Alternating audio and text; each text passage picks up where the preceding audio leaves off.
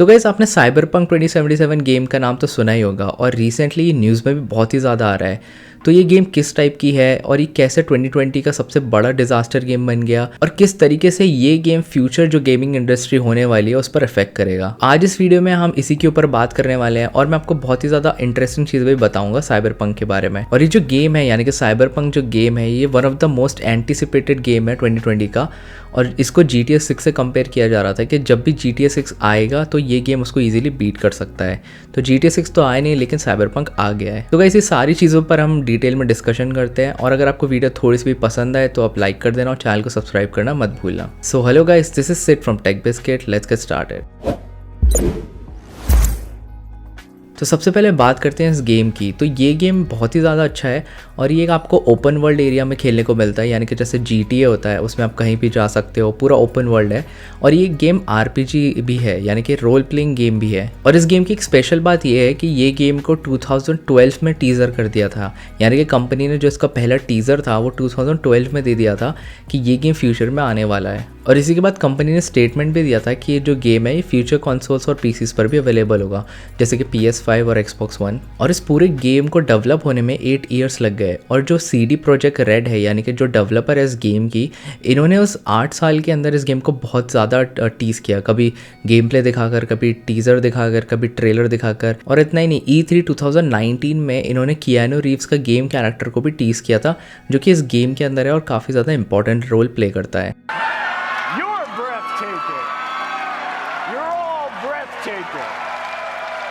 और उस E3 event के बाद इस गेम की जो ओवरऑल हाइप थी वो और ज़्यादा बढ़ गई।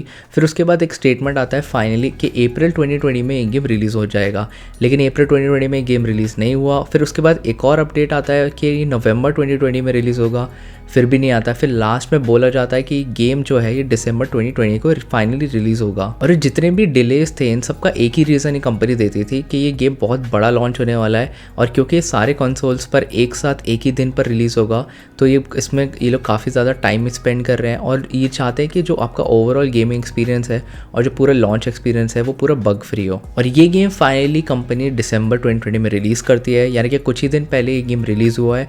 तो तब पता चलता है इस गेम की पूरी रियलिटी। मैं पहले ही क्लियर कर देता हूँ कि ये जो गेम है बहुत ज़्यादा अच्छा है। इसे ग्राफिक्स जो क्वालिटी है और जो ओवरऑल डिटेल है वो बहुत ज़्यादा अच्छी है और तो और जो इसकी पूरी स्टोरी लाइन है वो काफ़ी ज़्यादा अमेजिंग है। लेकिन जब ये गेम रिव्यूअर्स को दिया गया था रिव्यू करने के लिए तब ये PC वर्जन दिया गया था और जो इस गेम की टेस्टिंग हुई है वो बिल्कुल हाई एंड PCs पर हुई है। लेकिन तब वहाँ पर एक क्वेश्चन आ जाता है कि क्या ये गेम सिर्फ हाई एंड कंसोल और हाई एंड PC पर ही चलेगा और क्या ये गेम पुराने PCs और कंसोल पर नहीं चलेगा? क्या आपके पास RTX ग्राफिक कार्ड होना ज़रूरी है या फिर Xbox One Series S होना ज़रूरी है या फिर PS5 होना ज़रूरी है? क्योंकि इस गेम की जो रिलीज़ हुई थी यानी कि डे 1 से इस गेम में आपको बग्स और इशूज़ देखने को मिल रहे हैं। इवन बहुत सारे रिव्यूअर्स और रिपोर्ट्स में भी आपको ये चीज़ देखने को मिल जाएगी। और ये गेम ऑलमोस्ट अनप्लेएबल है Xbox One और PS4 के अंदर और थोड़ा सा प्लेएबल है PS4 Pro और Xbox One S पर। और अगर हम बात करें PS5 और Xbox One Series X की तो वहाँ पर भी थोड़े बहुत बग्स देखने को मिल जाते हैं, लेकिन वहाँ पर ज़्यादा इश्यूज़ देखने को नहीं मिल रहे हैं। और अगर PC गेमिंग की बात की जाए तो PC गेमिंग में भी यहाँ पर इश्यूज़ और बग्स देखने को मिल रहे हैं।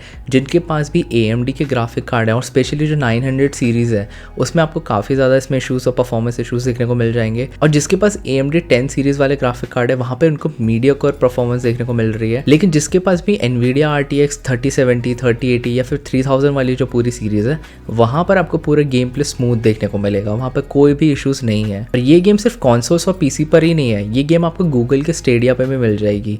और एक इंटरेस्टिंग बात वहाँ पे ये है कि गूगल स्टेडिया में ये गेम बहुत ज़्यादा ऑप्टिमाइज्ड है और अगर आप इस गेम को 4K या फिर 8K रेजोल्यूशन में खेलोगे तो वहाँ पर आपको मुश्किल से 60 FPS या फिर 70-80 FPS देखने को मिलते हैं।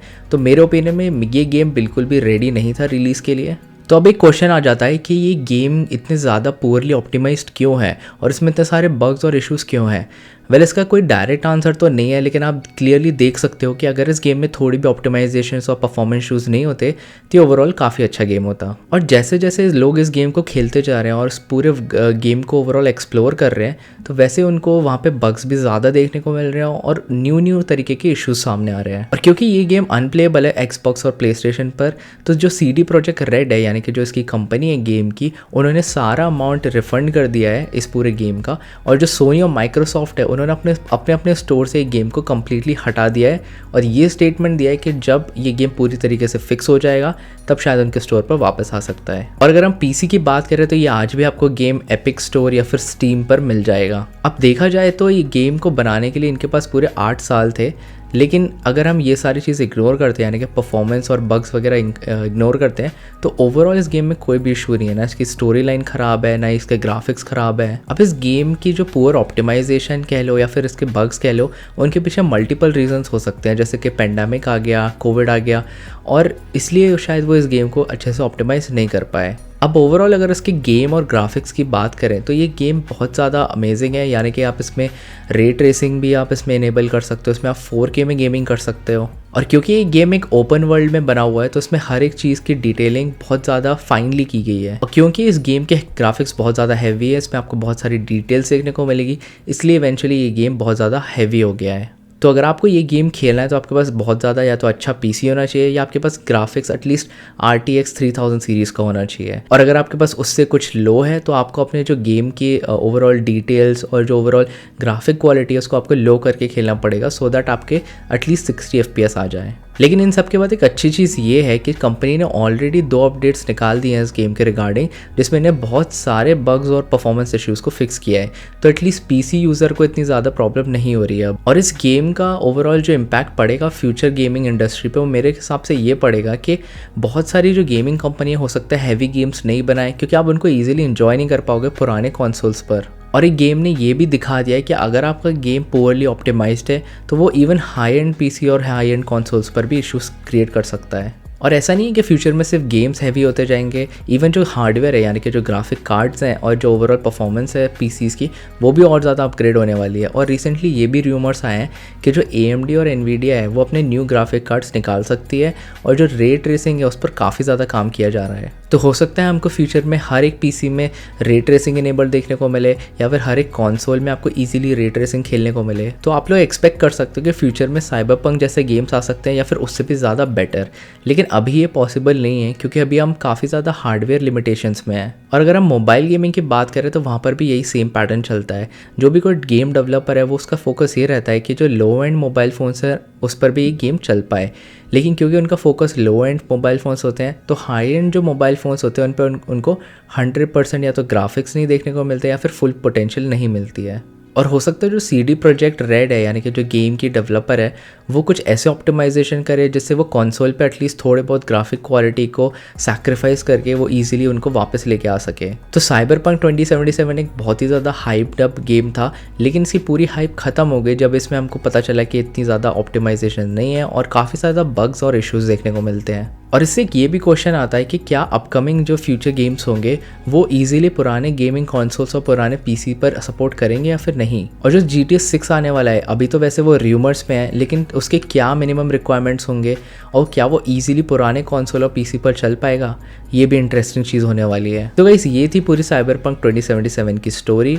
और जाते जाते मेरा आपसे एक क्वेश्चन है कि आपके क्या ओपिनियंस है इस पूरे गेम पर, और क्या आपने गेम को परचेस कर लिया है? अगर कर लिया तो आपको कैसा लग रहा है, और नहीं किया है तो क्यों नहीं किया है, ये आप नीचे कमेंट सेक्शन में ज़रूर बताना। और वीडियो अगर आपको थोड़ी सी भी पसंद आए तो उसको लाइक ज़रूर करना और नीचे जो सब्सक्राइब बटन है उसको प्रेस करना मत भूलना। So guys that's it for this video. Have a nice day and I will see you guys in the next one.